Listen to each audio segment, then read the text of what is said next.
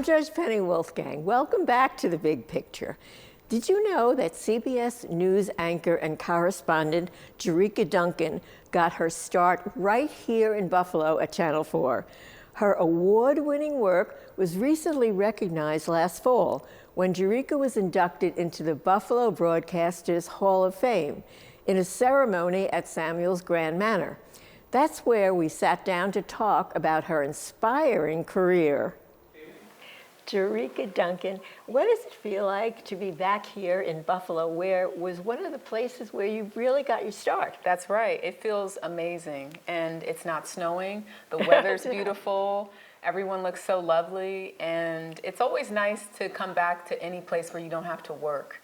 This doesn't feel like work. Even though I got to speak to students at Buffalo State College, I didn't realize how much I enjoyed that and that sort of experience, because now there's a new generation of young journalists that are coming up in a totally different space in terms of what they're expected to do, what they're expected to know.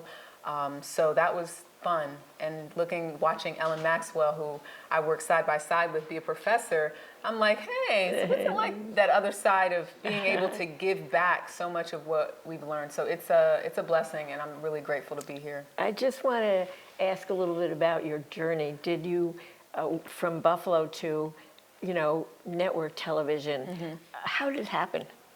The grace of God.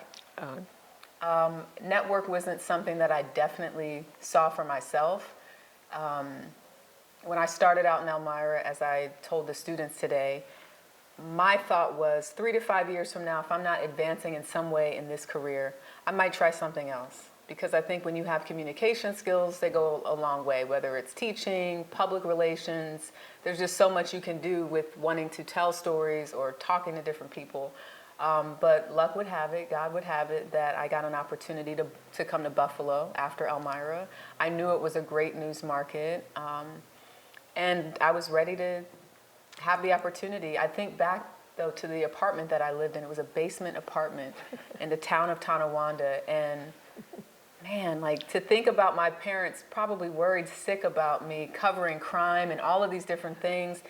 This was not some secure building. The people were friendly in the building, but I look back now with just all of the stories that I've covered, and I think, thank you, Lord. It's like you're a young woman in a new city, but I had such covering and protection around me, I think, in terms of my colleagues at WIBB, and also the people that I met that I now call like family, that are friends of mine.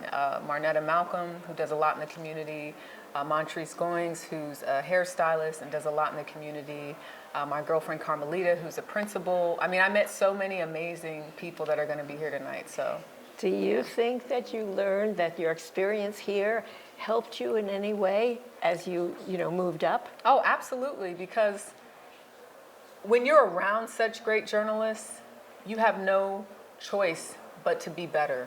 And I was 24 years old when I came here. I'm 42 today.